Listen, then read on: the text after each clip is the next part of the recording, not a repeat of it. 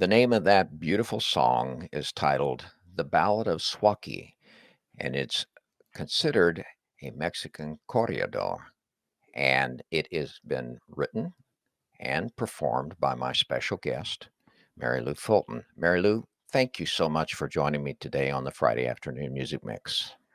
Well, Greg, thank you for inviting me. And thank you also for the wonderful interviews that you've done with so many artists. I've really enjoyed listening to them. Oh, thank you very much. I've got one that I'm going to put you in touch with that you mentioned, and I know she will enjoy communicating with you. Tell me a little bit. I know that this is your debut album, and congratulations on that. And it's getting a lot of positive input around the country. And it was sent to me by your radio promoter, who is also a friend of mine.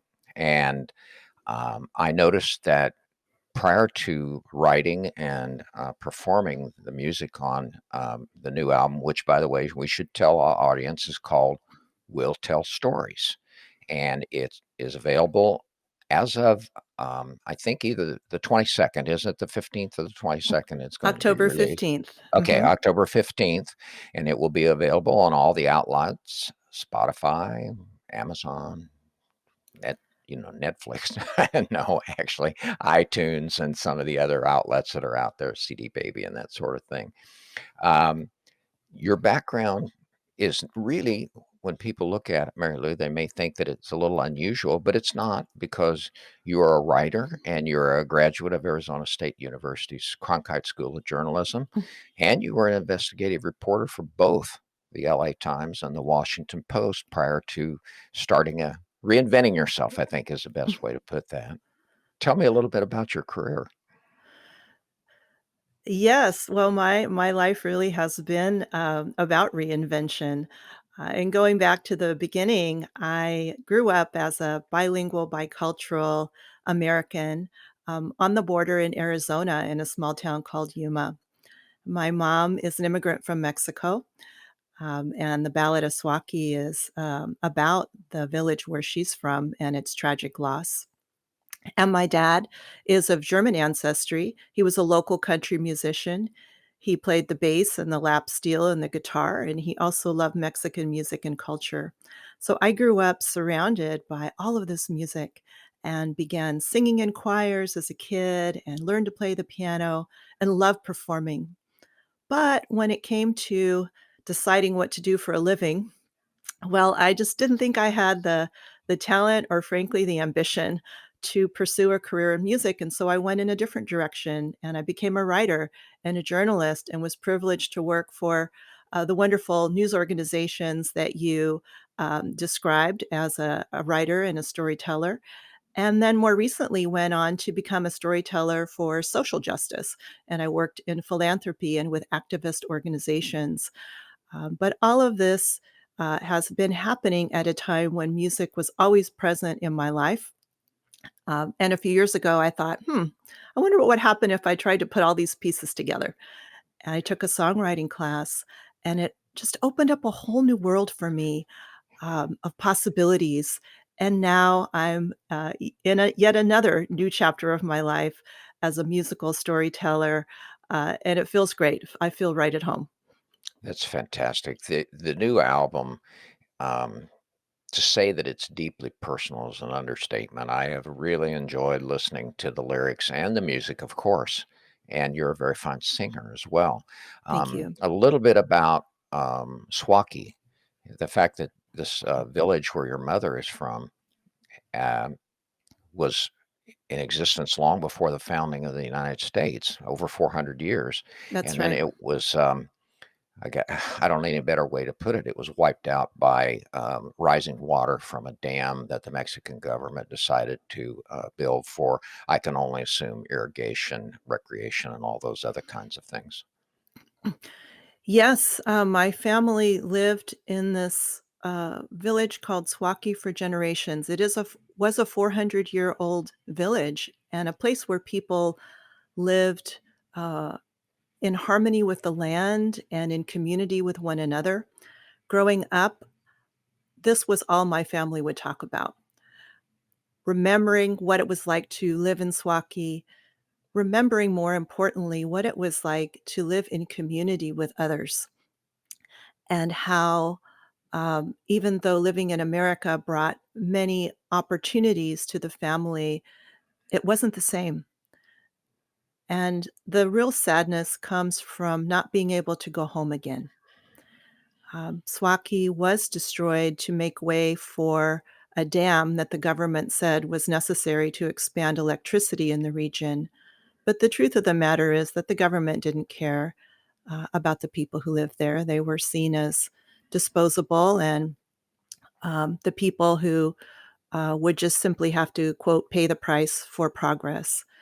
And I've seen what that price is like up close with my family. I've seen the sorrow and the loss that is still fresh, even 60 years later now, since the destruction of the town. And I wanted to tell this story and to make a video of the song because I didn't want the story and the place to be forgotten. I didn't want the people to be forgotten. And now they're older, in their 70s and 80s, those who survived this tragedy. As my grandmother always said, and as I sing in the song, to remember is to live. Recordar es vivir. So as long as we remember Swaki and tell its story and sing its song, it will remain alive. And I'm glad I was able to do that as really a gift to my family and to those who have survived this tragedy. I'm glad you mentioned the video, Mary Lou, because it is just outstanding. And the video that is on your website and on YouTube um, is called The Ballad of Swaki. And let me make sure that I spell that correctly because, unless you're familiar with the Spanish language, it's Suaqui, and it's pronounced Swaki. Correct. And that particular music video has a lot of footage, both in color and in black and white, that I believe your father shot a lot of that in the village before it was destroyed. He did. He traveled there to ask for my mom's hand in marriage in a very traditional way, and took his home movie camera. And I'm so glad he did because I was born after Swaki was destroyed. And without those photographs and home movies, I never would have been able to have seen the mariachi strolling in the street and the people dancing in the plaza and people Making the tortillas. making the tortillas. That's actually my mom making the Is that tortillas in the really? video. That's Mhm. great. That's And great. also standing in the river, bringing water from the river to the village. So all of these images really help us understand this community, how beautiful and special it was, to celebrate it and to also mourn its loss. I was reading somewhere in your materials that you were talking so lovingly about your grandfather, saying that he would sit and tell stories with a glass of whiskey in one hand and a cigarette in the other, and some of them were true. which Yes. which I thought was which made me laugh out loud. I thought that was really terrific. Well, the song is just incredible. The album, once again, is Mary Lou Fulton, is Will Tell Stories.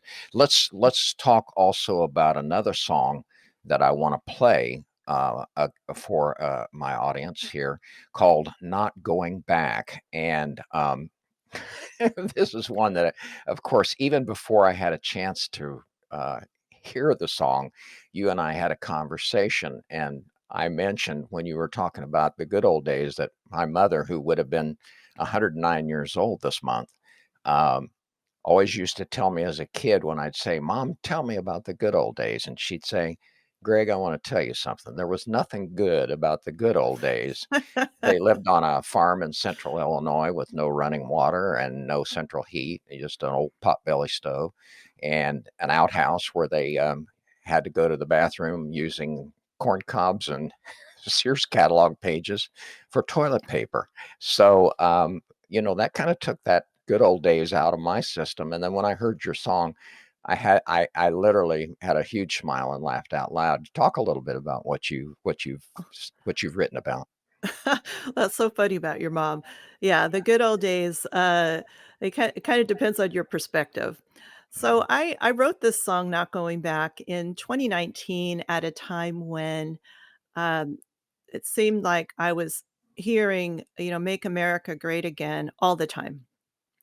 And I really wanted to challenge that idea. What do we mean by that anyway? What would happen if we went back to those good old days and we rolled back the clock to a time when women and people of color and immigrants like my mom didn't have the rights and freedoms that we enjoyed today?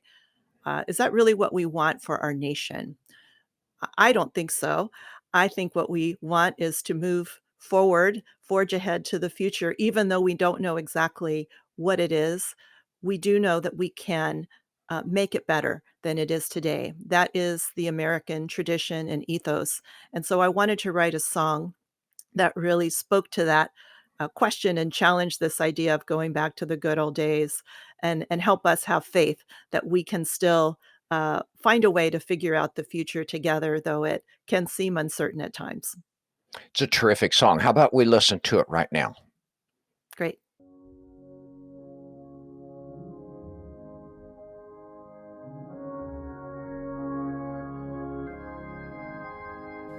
I hear we gotta get back to the time when things were good, when America was great, the world worked like it should.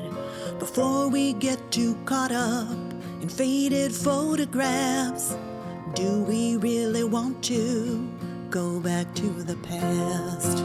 Back to the kitchen, back in the closet, back to the end of the line. Just keep your mouth shut, do as you're told, everything's gonna be fine. Well, I don't think so. I don't think so. The good old days, they weren't so good for me. How about you? I don't think so. I don't think so. Oh no, we're not going back.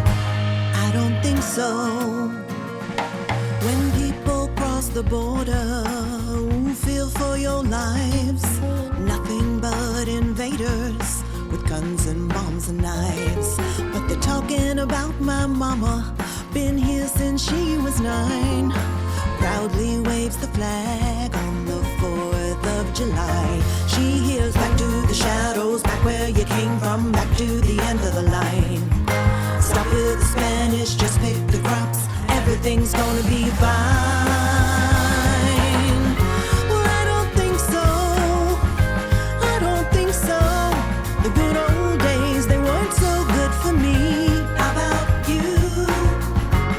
I don't think so. I don't think so. Oh no, we're not going back. I hear that what we look like doesn't matter anymore. And how come all the same folks end up scrubbing floors?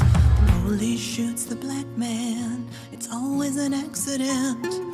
They say it's not the system, Obama was president. So go back to the projects, back to the hustle, back to the back of the bus. Just keep your mouth shut, do as you're told, stop making such a fuss. Back to the kitchen, back in the closet, back to the end of the line. Back to the shadows, back where you came from, back to another time. I don't think so. I don't think so. The good old days, they weren't so good for me. How about you? I don't think so. I don't think so. Oh no, we're not going back. Oh no, we're not going back. We're not going back. We're not going back. We're not going back. We're not going back. I don't think so. Just terrific, Mary Lou. I really, really enjoy that song. And Once again, uh, my special guest today is Mary Lou Fulton, singer songwriter, and her new release, her debut release, is called "Will Tell Stories." Um, it's just you pour your heart into this, and the goodness is in this. And um, one of the songs that you selected, and I was so glad that you did to play on our show today, is one that I don't know how to go into this really, but it's called "Might Have Been," and it all I can say is it did strike a bit of a personal note with me, and it, it it is a song that you very candidly talk about. Let you tell the story. Well, because I am a writer and a journalist, a lot of my, songs are story songs, and many of them are political and historical as Might Have Been and The Ballad of Swaki are, but some of them are personal. And this, song is based on something that happened to me. I was in an airport with my, long time partner. We were enjoying a drink, getting ready to take a trip, and who should walk up but someone from my past, someone, I had loved very much in the past and thought that he might be the one for me. But we had parted ways long ago, and I thought I'd put it behind me, but then when I saw him standing right in front of me, it just all came back to me.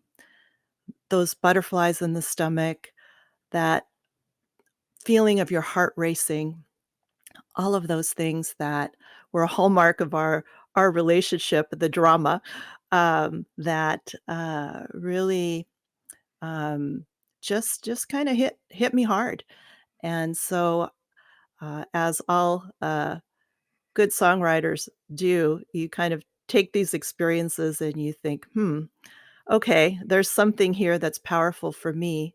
Maybe there's a song in it. Maybe it'll be powerful for someone else too." And that was the start of the song Might Have Been. It's wow, and we'll play that on our exit out of the interview and let our audience come to their own conclusion as to whether something like this may have touched them in their lives. And I appreciate your being so open and so candid about this. Like I said, this struck me. It really did. Um, my special guest today, Mary Lou Fulton, singer songwriter, journalism background from the Washington Post. I got a quick question for that on that. Did you ever meet Carl Bernstein and Bob Woodward when you were there? I did not. They, sort of operate at a different level.